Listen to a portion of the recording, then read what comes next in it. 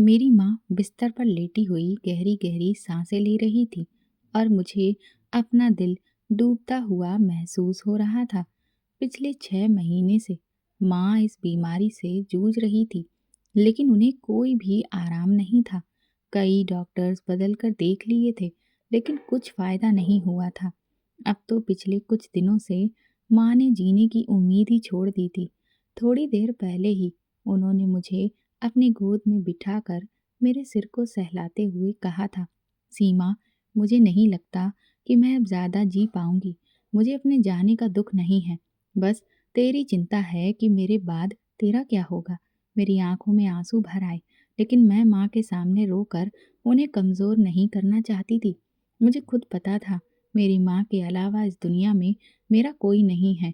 मैं उसकी गोद में सिर रख कर चुपचाप रोती रही, और जब मेरी हिम्मत टूट गई तो मैं चुपचाप उठकर बाहर निकलने लगी। कमरे से जाते वक्त भी मैंने उन्हें आखिरी बार देखा और दिल से दुआ की, हे भगवान, मेरी माँ को ठीक कर दो। अगर वो चली गई तो मेरा क्या होगा। अभी मैं ये सब सोच ही रही थी, अचानक बाहर से बाप के चीखने चिल्लाने की आवाजें आईं। शायद वो काम से घर लौटकर आ चुके थे। मैं जल्दी से बाहर की ओर भागी। मुझे देखते ही पापा एकदम नरम पड़ गए थे और मेरी ओर वही अजीब नज़रों से देखने लगे जिनसे मुझे हमेशा घिन महसूस होती थी। पापा से नज़रें चुराकर मैं किचन में घुस गई और जल्दी जल्दी खाना गर्म करने लगी। पापा की आदत थी कि जैसे ही वो घर में कदम रखें, 5 मिनट के अंदर उनके सामने खाना होना चाहिए, नहीं तो वो पूरे घर को सिर पर उठा लेते थे। मैंने जल्दी जल्दी खाना गर्म करके टेबल पर सजाया। थोड़ी देर में पापा टेबल पर आकर बैठ गए और मैं उन्हें खाना परोसने लगी। अफसोस की बात थी, पापा को मेरी माँ की तबीयत की कोई भी चिंता नहीं थी, बस उन्हें अपने खाने की फिक्र थी। उन्होंने जी भर के खाना खाया। मैं पापा से दूर रहने की कोशिश करती थी, और ये मेरी माँ का भी हुक्म था, और मुझे खुद भी पापा के सामने ज़्यादा रहना अच्छा नहीं लगता था।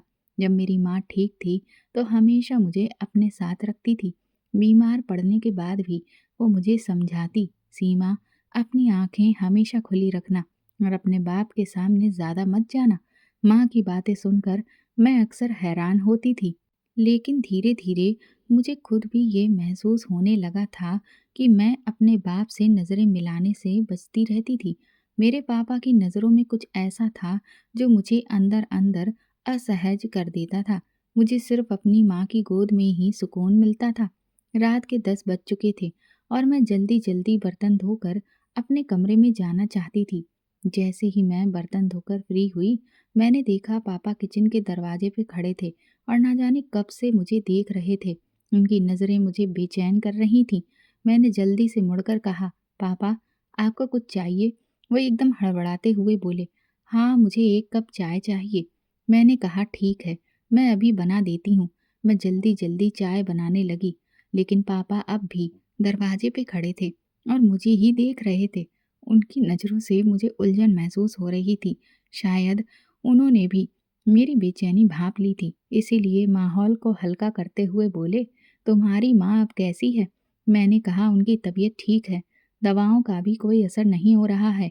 पापा ठंडी सांस भरते हुए बोले, भाई, मैंने तो अपनी तरफ से हर मुमकिन कोशिश कर ली है कि वो ठीक हो जाएं, लेकिन मुझे लगता है जैसे वो खुद ही ठीक नहीं होना चाहती है। अब भला इसमें मैं क्या कर सकता हूँ? मैंने अफसोस से एक नज़र पापा की ओर डाली और मन में सोचा, माँ भला क्यों नहीं चाहेगी कि वो ठीक हो जाए। वो तो अपनी जिंदगी के लिए आखिरी सांस तक लड़ रही थी, सिर्फ मेरी खातिर। लेकिन शायद हालात उनके बस में नहीं है। माँ का ख्याल आते ही मेरा दिल फिर से दर्द से भर गया। मैंने चाय छान कर पापा के हाथ में दे दी और जल्दी से वहां से निकल गई। पापा की निगाहों ने दूर तक मेरा पीछा किया था।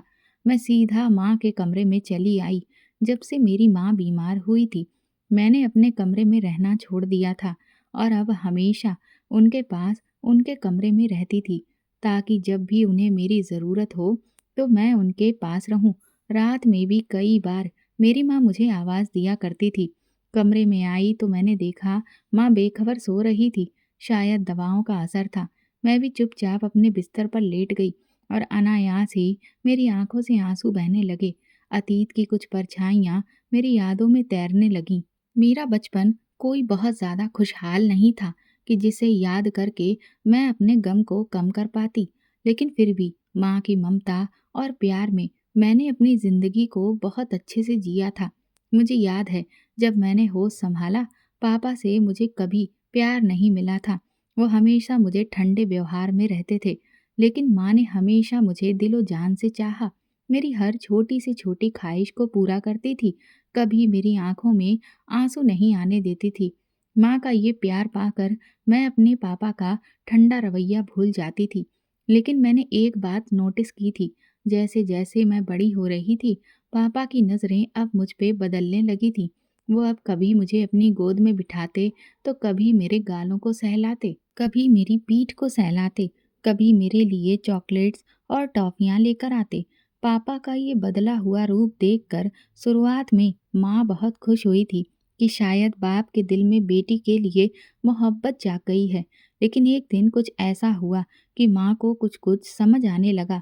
माँ उस दिन घर पे नहीं थी, सब्जी लेने बाहर गई थी, और पापा उस दिन मेरे लिए एक अच्छी सी फ्रॉक लेकर आए थे। कहने लगे, देखो सीमा बिटिया, मैं तुम्हारे लिए कितनी अच्छी फ्रॉक लेकर आया हूँ। ये फ्रॉक मुझे अभी पहन कर दिखाओ। मैंने कहा, नहीं पापा, मैं इसे कमरे में पहन कर आती हूँ। पापा कहने लगे, कमरे में जाने की क्या ज़रूरत है, यहीं पहन लो। और ये बात मेरी माँ ने मेरे बाप के मुंह से सुन ली थी। मेरी माँ गुस्से से आगे बढ़ी, मेरे हाथ वहीं के वहीं रुक गए थे। मेरी माँ ने कहा, सीमा जाओ, तुम कमरे में जाओ। और उसके बाद मेरी माँ मेरे बाप से बहुत लड़ी थी, लेकिन पापा बड़बड़ाते हुए घर से बाहर चले गए थे। और फिर एक दिन पापा मुझे बिना माँ की इजाज़त के बाहर घुमाने ले गए और मुझे आइसक्रीम भी खिलाई। मैं उस दिन बहुत खुश थी। जब हम घर लौटे तो देखा मेरी माँ बड़ी बेचैनी से आंगन में चक्कर काट रही थी। मुझे देखते ही उन्होंने मुझे अपनी बाहों में भर लिया और चिंतित होकर पूछने लगी, सीमा, तू ठीक तो है ना? तेरे पापा ने तुझे परेशान तो नहीं किया? मैं हैरान थी। पापा मुझे प्यार करने लगे थे, तो भला वो मुझे परेशान क्यों करेंगे? मैंने कहा, नहीं माँ, पापा ने मुझे अपनी गोद में बिठाकर आइसक्रीम खिलाई है और हम बहुत अच्छे से घूम कर आए हैं। मेरी बात सुनकर माँ का चेहरा सफ़ेद पड़ गया। उन्होंने अपना सर पकड़ लिया और फिर गुस्से से चीखते हुए कहा, सीमा, आज के बाद तू अपने पापा के साथ कहीं भी बाहर नहीं जाएगी और ना ही घर में उनके सामने ज़्यादा रहेगी, समझी? वरना तू मेरा मरा हुआ मुंह देखेगी। माँ की इस बात पर मैं चौंक गई थी। आखिर इसमें गुस्सा करने वाली क्या बात थी? माँ ने गुस्से से चिल्लाकर कहा, जा, अब अपने कमरे में जा, और जब तक तेरा बाप घर में है, तू घर से बाहर नहीं निकलेगी, समझी? मैं रोती हुई अपने कमरे में भाग गई थी। ये पहली बार था जब माँ ने मुझे इतनी डांट लगाई थी। मैं अपने बिस्तर पर लेटकर खूब रोई थी। मैं तो माँ के प्यार की आदी थी। माँ का गुस्सा पहली बार देखा था। थोड़ी देर के बाद शायद पापा भी घर आ चुके थे, क्योंकि बाहर से अब बहस की आवाज़ें आ रही थी। पापा कह रहे थे, अगर मैं सीमा को बाहर घुमाने ले गया तो क्या हो गया? पहले तो बहुत कहती थी कि मैं सीमा को प्यार नहीं करता, और जब कर रहा हूँ तो तुम करने नहीं देती। माँ रोते हुए कह रही थी, अशोक, मुझे ऐसा प्यार नहीं चाहिए जैसा तुम उससे कर रहे हो। बेटी है वो तुम्हारी। मैं सोच भी नहीं सकती थी कि तुम इतने गिर जाओगे। पापा बड़बड़ाते हुए अपने कमरे में चले गए थे और फिर घर में एकदम से शांति छा गई थी। थोड़ी देर के बाद माँ मेरे कमरे में आई थी। अब भी मैं सिसक रही थी। माँ को देखकर मैंने गुस्से से मुंह फेर लिया। मेरी नाराजगी पर उनके चेहरे पे हल्की सी मुस्कान आई। उन्होंने अपनी गोद में बिठाकर कहा, सीमा, मेरे बच्चे, मुझे माफ़ कर दे। मुझे तुझे डांटने का कोई हक नहीं था, लेकिन क्या करूं, ये दुनिया बहुत बेरहम है बेटा। हमें हर वक्त अपनी आंखें खुली रखनी पड़ती हैं। बोलते बोलते मेरी माँ जैसे अतीत में खो गई थी। फिर धीरे से बोली, शायद मैंने कोई बहुत बड़ा पाप किया है, जिसकी सजा भगवान मुझे दे रहा है। वो मुझे कभी माफ़ नहीं करेगा, कभी नहीं। ये कहते हुए माँ की आंखों में आंसू आ गए। माँ को रोता देखकर मेरा दिल बैठ गया। मैंने कहा, माँ, ऐसा मत कहो, आप उदास होती हो तो मुझे अच्छा नहीं लगता। माँ ने मेरे माथे को चूमते हुए कहा, सीमा, अगर तुझे मेरी उदासी अच्छी नहीं लगती तो फिर ठीक है। हमेशा हमेशा के लिए फिर मैं तुझसे नाराज हो जाऊंगी। अगर तूने मेरी बात नहीं मानी तो तू अपने पापा के साथ कहीं भी बाहर नहीं जाएगी और जब तक वो घर में रहते हैं तब भी तू उनके सामने नहीं आएगी। या तो मेरे पास रहेगी या फिर अपने कमरे में बंद। मेरी बात मानेगी ना? और मैंने अपनी माँ से वादा किया कि मैं उनकी हर बात मानूंगी। मैं सिर्फ 10 साल की थी जब मेरे भाई का जन्म हुआ। मेरी पैदाइश के पूरे 10 साल के बाद वो दुनिया में आया और मेरे माँ बाप की खुशी का ठिकाना नहीं था। लेकिन ये खुशी भी ज्यादा दिन तक टिक नहीं पाई। तीसरे ही दिन मेरे भाई को तेज बुखार चढ़ा और उसी बुखार में उसकी मौत हो गई। उस दिन मेरी माँ फूट फूट कर रोई थी और पापा भी बहुत दुखी थे। लेकिन पापा का गुस्सा जल्दी ही मेरी माँ पे फूट पड़ा था। पापा ने माँ को इल्जाम देते हुए कहा, तू और तेरी बेटी ही मेरे बेटे की मौत के जिम्मेदार हो। इसका मनहूस साया मेरे बेटे पर पड़ गया और इसी वजह से वो मर गया। जब से ये मेरे घर में आई है मेरी खुशियाँ खत्म हो गई हैं। पापा, जो अब तक मुझसे बहुत प्यार जताते थे, अचानक से उनका ये रूप देखकर मैं हैरान रह गई थी। मेरी माँ ने बड़ी मुश्किल से खुद को संभाला। समय अपनी रफ्तार से गुजरने लगा और मैं धीरे धीरे बड़ी हो रही थी। मेरी माँ एक स्कूल में टीचर थी और मुझे भी अपने साथ स्कूल ले जाया करती थी। मैं माँ के साथ स्कूल जाती और उनके साथ ही घर लौटती। माँ का ममता भरा साया मेरे ऊपर हर वक्त छाया की तरह रहता। मैं अपने पापा से हर वक्त दूर रहने की कोशिश करती। जब भी मेरे पापा सामने होते तो उनकी नज़रें मुझे बहुत अजीब ढंग से घूरने लगती। हालांकि मैं बहुत कम उनके सामने जाती थी। धीरे धीरे मेरी उम्र 17 साल हो गई थी और मेरा रूप निखरने लगा था। बचपन से ही मैं सुंदर थी, लेकिन अब तो जो भी मुझे देखता बस देखता ही रह जाता। स्कूल में भी सब टीचर्स मेरी माँ से कहती, आशा, तेरी बेटी तो जैसे कोई अप्सरा है। आखिर इसने इतनी खूबसूरती कहाँ से पाई? तेरा तो रंग सांवला है और तेरे पति का भी, फिर तेरी बेटी इतनी अलग कैसे? इस सवाल पर मेरी माँ चुप हो जाती और कहती, मेरी बेटी ने अपनी दादी का रंग रूप पाया है। इसकी दादी भी बहुत खूबसूरत थी। मुझे स्कूल में केवल 12वीं कक्षा तक पढ़ाई मिल पाई, क्योंकि जिस स्कूल में मेरी माँ पढ़ाती थी वो सिर्फ 12वीं क्लास तक ही था। मेरी माँ ने मुझे वहीं तक पढ़ाया। जब मैंने 12वीं पूरी की और स्कूल छोड़ा तो मेरी माँ ने भी नौकरी छोड़ दी। मैंने पूछा, माँ, आप नौकरी क्यों छोड़ रही हैं? तो उन्होंने जवाब दिया, तू घर पर अकेले कैसे रहेगी? मैंने कहा, माँ, मैं अब बड़ी हो गई हूँ, घर पर अकेली रह सकती हूँ। लेकिन मेरी माँ ने मेरी एक न सुनी और नौकरी छोड़ दी। कभी कभी मैं हैरान होती थी कि माँ मुझे अपने आसपास ही क्यों रखती है। लेकिन धीरे धीरे पापा की नज़रों की बेचैनी महसूस करके मुझे ये सब बातें समझ आने लगी थी। पापा सिर्फ नाम के लिए मेरे पापा थे, लेकिन उनके दिल में मेरे लिए कोई खास भावना नहीं थी। उसकी नज़रें मुझे हमेशा बेचैन करती थी और जब से मेरी माँ बीमार पड़ी थी मेरे लिए हालात और भी मुश्किल हो गए थे। अब माँ कमरे से बाहर नहीं निकलती थी, मुझे सारे काम करने पड़ते और पापा हर वक्त मेरे इर्द गिर्द घूमते रहते। उस दिन तो हद हो गई। जब मैं किचन में काम कर रही थी, पसीने से मैं तरबतर थी कि अचानक से पीछे से पापा की मौजूदगी का एहसास हुआ। हड़बड़ाकर मैंने खुद को सीधा किया और जब पीछे मुड़ी तो पापा को अपने इतने करीब देखकर मेरी सांसें अटक गईं। मैंने कहा, पापा, आपको कुछ चाहिए? मैं पीछे हटने की कोशिश करने लगी, लेकिन पीछे दीवार थी और मैं हिल भी नहीं पा रही थी। पापा ने आगे बढ़कर मेरे गालों से बहता पसीना अपने हाथों से पोंछ दिया। जैसे ही उनका हाथ मेरे चेहरे से छुआ, मुझे एकदम करंट सा महसूस हुआ। पापा बोले, कितनी गर्मी है, थोड़ी देर आराम भी कर लिया करो, जब देखो काम में लगी रहती हो। ये कहकर उन्होंने दोबारा से मेरा पसीना पोंछने के लिए अपना हाथ आगे बढ़ाया, लेकिन इस बार मैंने उसका हाथ बीच में ही पकड़ लिया। मैंने कहा, पापा, आपको ये सब करने की ज़रूरत नहीं है। फिर मैं वहाँ से जल्दी से निकलकर माँ के पास उनके कमरे में चली गई थी और उनके सीने पर सर रखकर सिसकने लगी। मेरे रोने पर मेरी माँ घबरा गई, कहने लगी, सीमा, क्या हुआ? मैंने रोते हुए कहा, माँ, पापा इतने अजीब क्यों हैं? मेरी बात पे माँ के चेहरे पे डर सिमट आया था। कहने लगी, क्यों, तेरे बाप ने तुझे कुछ कहा है? मैंने कहा, नहीं माँ, लेकिन मुझे उनके सामने जाना अच्छा नहीं लगता है। माँ मेरे सिर को सहलाते हुए बोली, सीमा, आज मुझे अपनी गलती का बहुत एहसास हो रहा है। काश मैं वो सब कुछ ना करती। मैं उनके चेहरे को गौर से देख रही थी। उन्होंने आगे कहा, सीमा, मुझे तुमसे कुछ कहना है।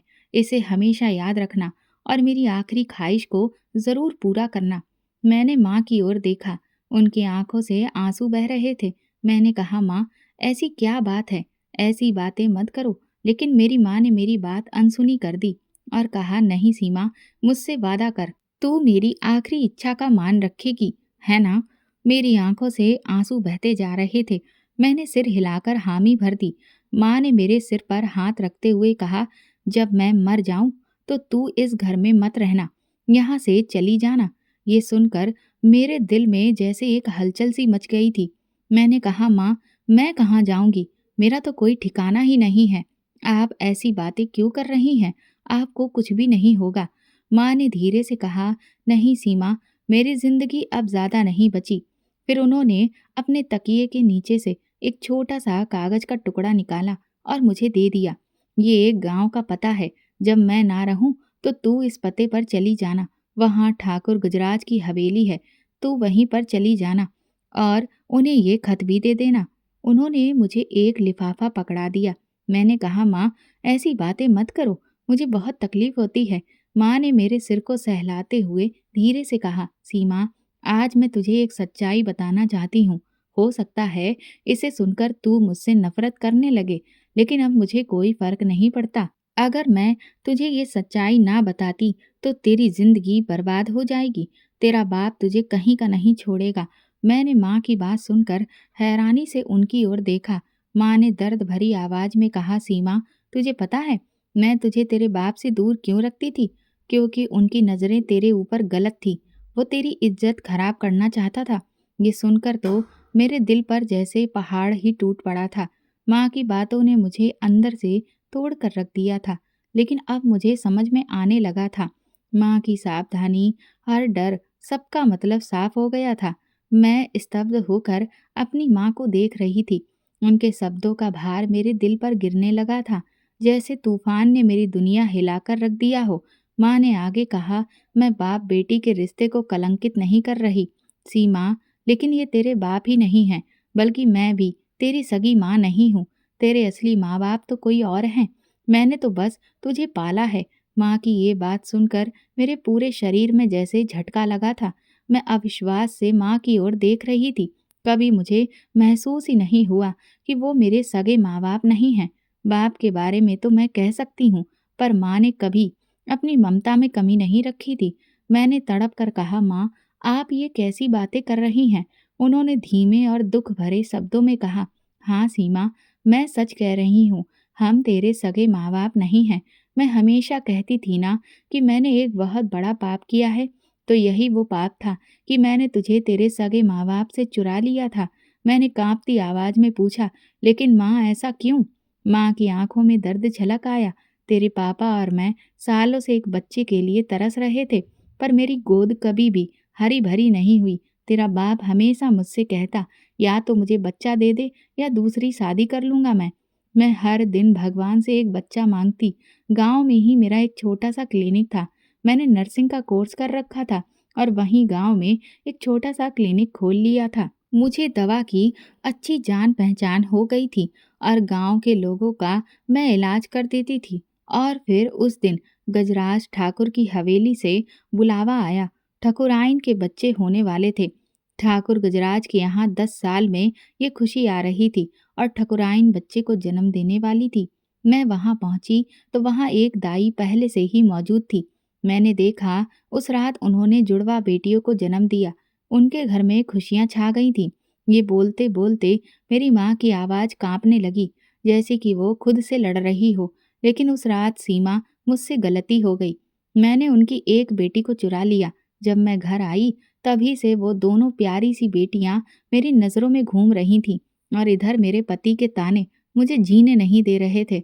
और इसीलिए मैंने सोच लिया था कि मैं ठाकुर गजराज की एक बेटी को चुरा कर अपने पास रखूंगी और यहाँ से फरार हो जाऊंगी। यही सोचकर मैं चुपके से हवेली में दाखिल हो गई थी और फिर उस रात मैंने उसकी एक बेटी को चुरा लिया, यानी तुझे।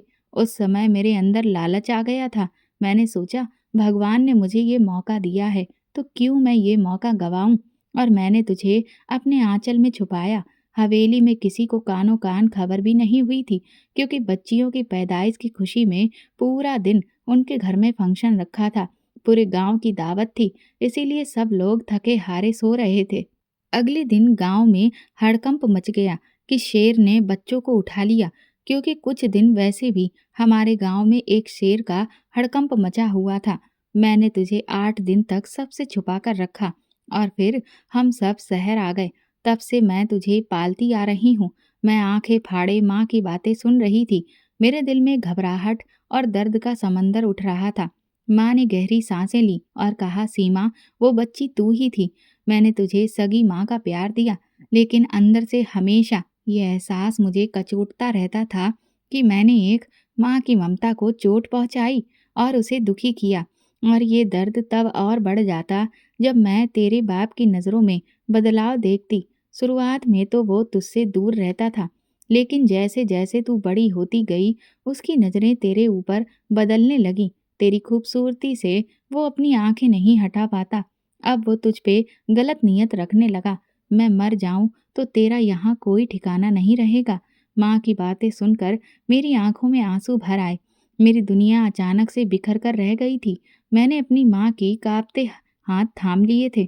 उनके शब्दों में गहरी सच्चाई छिपी थी, जिनसे मेरे दिल को अंदर से झकझोर दिया था।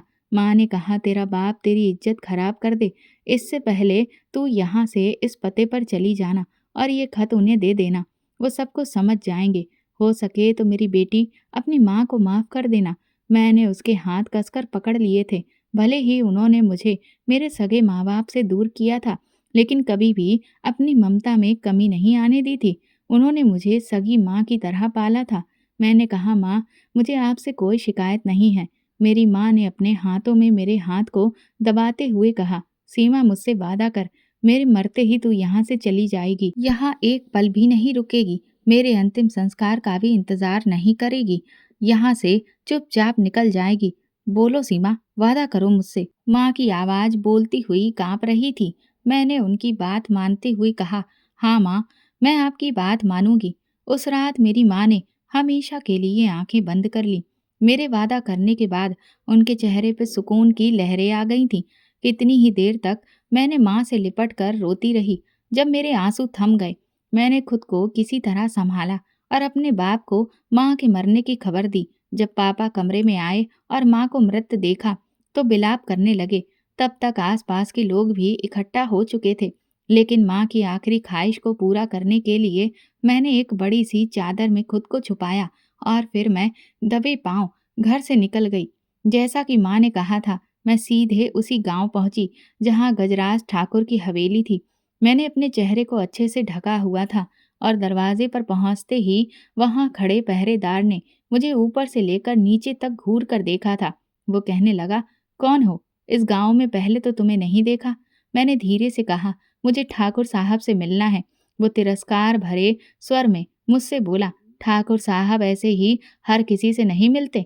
क्या काम है? मैंने विनती करते हुए कहा, प्लीज मुझे उनसे मिलवा दीजिए, मेरा बहुत जरूरी काम है। लेकिन वो पहरेदार बहुत बदतमीज था। कहने लगा, बोला ना, ठाकुर साहब हर ऐरे गहरे नत्थु खैरे से यूं ही नहीं मिलते। जो काम है मुझे बता दो, मैं उन्हें बता दूंगा। मैं हताश होकर वहां से पलटने ही वाली थी कि तभी अंदर से किसी की आवाज आई, सुनो लड़की। मैं एकदम से पलटी और देखा कि ऊंचा सशक्त आदमी खड़ा हुआ था। उसकी आंखें बड़ी बड़ी और चेहरे पर गहरी गंभीरता थी। चेहरे पर बड़ी बड़ी मूछें भी उन्हें और भी रौबदार बना रही थीं। पहरेदार झुका और बोला, यही ठाकुर गजराज हैं। तुम्हारी किस्मत अच्छी है कि वो तुम्हें यहीं मिल गए। जो जो कहना है जाओ कह दो। मैं उनकी ओर बढ़ी। मेरी आंखों से आंसू झलकने लगे थे। ये वही आदमी था जो मेरा असली बाप था। मेरे अंदर उसके लिए एक अजीब सा अपनापन जाग उठा था। ठाकुर साहब ने मुझे देखा और कहा, तू कौन है और क्यों रो रही है? मैंने कांपते हाथों से अपने सिर पर पड़ा दुपट्टा हटा दिया और माँ का दिया हुआ खत उनकी ओर बढ़ा दिया। लेकिन वो तो जैसे पत्थर दिल बन गए थे। उनकी आंखें मुझ पर टिक गई थीं, जैसे वो कुछ समझ ही नहीं पा रहे हों या फिर सब कुछ समझ गए हों। वो कुछ बोल ही नहीं रहे थे, यहाँ तक कि मेरे हाथ में पकड़ाया हुआ वो खत भी नहीं लिया। काफ़ी देर तक वो मुझे देखे जा रहे थे। मैं उनकी तरफ खत बढ़ा रही थी और वो खत लेने की हिम्मत नहीं कर पा रहे थे। फिर किसी तरह रुंधी आवाज़ में बोले, "कौन हो तुम?" मैं अब और बर्दाश्त नहीं कर सकती थी। मैं दौड़कर ठाकुर गजराज के सीने से लिपट गई और फूट-फूट कर रोने लगी। ये देखकर पहरेदार मेरी ओर बढ़ा और कहने लगा, "अरे लड़की, होश में तो है, ये क्या कर रही है? हद में रहकर ठाकुर जी से बात कर।" वो मुझे हटाने ही वाला था, लेकिन ठाकुर गजराज ने उसे हाथ के इशारे से रोक दिया। उन्होंने मुझे अपने सीने से लगाए रखा और मेरे सिर पे हाथ फेरते रहे। उनकी आंखों में आंसू आ गए थे। मैं रोते हुए बोली, "पापा, मैं आपकी वही बेटी हूँ जो बरसों पहले आपसे बिछड़ गई थी। मुझे अपनी गोद में ले लीजिए, अपनी पनाह में समेट लीजिए। मैं बहुत थक चुकी हूँ।" मेरे शब्दों ने उनके दिल को छू लिया था। उन्होंने मुझे अपने आगोश में ले लिया, मेरे माथे को चूमा और मेरे आंसू पोंछते हुए कहा, "तुम्हारा चेहरा ही सब कुछ बता रहा है कि तुम हमारी बेटी हो। चलो, अंदर आओ।" वो मुझे बड़े प्यार से अंदर ले गए। घर के अंदर सब लोग मुझे देखकर हैरान थे। कोई कुछ बोल ही नहीं रहा था, लेकिन बिना कुछ कहे सभी मुझे पहचान गए थे। मेरी माँ मुझे देखकर मेरे पास दौड़ पड़ी और मुझे गले लगाकर ज़ारों कतार रोने लगी। इतना रोई कि बेहोश हो गई। डॉक्टर ने आकर उन्हें दवाई दी और इंजेक्शन भी दिए। हम सब लोग बाहर बैठे थे और मैं पापा के साथ लगी बैठी थी। तभी पापा ने कहा, "जानती हो, हम सब ने तुम्हें कैसे पहचाना? क्योंकि तुम हमारी बेटी पूनम की जुड़वा हो। वो भी तुम्हारी तरह ही दिखती थी और तुम्हारे गाल के नीचे ये बड़ा सा निशान, ये पूनम के गाल पर भी था। वही आँखें, वही नाक, वही रंग रूप। पूनम तो बचपन में ही हमें छोड़कर चली गई थी, लेकिन हमारी नज़रों ने फिर भी तुम्हें पहचान लिया।" अपनी बहन की खबर सुनकर मैं उदास हो गई। पापा ने बताया, "तुम्हारी जुड़वा बहन पूनम 5 साल की थी जब वो एक बीमारी की चपेट में आ गई थी और हमें हमेशा के लिए छोड़कर चली गई। हम बहुत रोए थे। भगवान ने हमें 2 बेटियां दी और दोनों को ही वापस अपने पास बुला लिया। लेकिन तुम्हें तो सबने सोचा था कि शेर उठाकर ले गया।" मैंने धीरे से वो खत अपने पापा की तरफ बढ़ा दिया, जिसे पढ़ते ही सब कुछ साफ हो गया। थोड़ी देर में माँ को भी होश आ गया था। उन्होंने भी मुझे अपनी ममता की आगोश में भर लिया। यहाँ आकर मुझे रिश्तों की अहमियत और उनका प्यार समझ आया। सबने मुझे हाथों हाथ लिया। मेरे पापा मुझ पे अपनी जान निछावर करते थे और मेरी माँ मुझे हथेली का छाला बनाकर रखती थी। पूरा परिवार मुझे फूलों की तरह संभालता था। इन सबके प्यार के बीच कभी-कभी मुझे अपनी उस माँ की याद भी आती थी, जिन्होंने मुझे पाला था। मेरी आंखों से आंसू फिसलकर गालों पे बह जाते, जिन्हें मैं धीरे से पोंछ लेती थी। मेरी माँ ने मुझे मेरे असली परिवार से अलग करके गलत किया था, लेकिन वो औलाद की चाहत में लालच में आ गई थी। फिर भी उन्होंने मुझे सच्ची ममता दी थी, मुझे कभी आँच नहीं आने दी थी। उन्होंने मुझे फूलों से भी नाजुक रखा था। मैंने उसकी इस गलती को माफ़ कर दिया और उनकी यादों को अपने दिल में किसी कोने में दफन कर लिया। मेरे पापा ने मेरी पढ़ाई फिर से शुरू करवा दी। उनका सपना था कि मैं डॉक्टर बनूं, क्योंकि हमारे गांव में कोई अच्छा डॉक्टर नहीं था और काफ़ी सारे लोग बीमारियों की चपेट में आने से मर जाते थे। उन्हें अपनी बेटी पूनम के जाने का बहुत दुख था। उसे भी सही समय पर इलाज नहीं मिल पाया था और वो उन्हें इसीलिए छोड़कर चली गई थी। इसीलिए पापा का सपना था कि मैं एक डॉक्टर बनूं और गांव में ही एक अस्पताल बनाऊं, और मैं अपने पापा का सपना पूरा करने के लिए दिलो जान से पढ़ाई में लग गई थी। और अब मैं अपने असली परिवार के साथ हंसी खुशी रहने लगी थी, जहां हर रोज मुझे अपनेपन और प्यार का एहसास होता था। दोस्तों, अगर आपको हमारी कहानी पसंद आई है तो कमेंट करके ज़रूर बताएं और वीडियो को लाइक करके ज़्यादा से ज़्यादा शेयर करें। चैनल पर नए हैं तो सब्सक्राइब करें और हाँ, नोटिफिकेशन बेल को ज़रूर दबाएं ताकि अगली अपडेट सबसे पहले आपको मिले। धन्यवाद।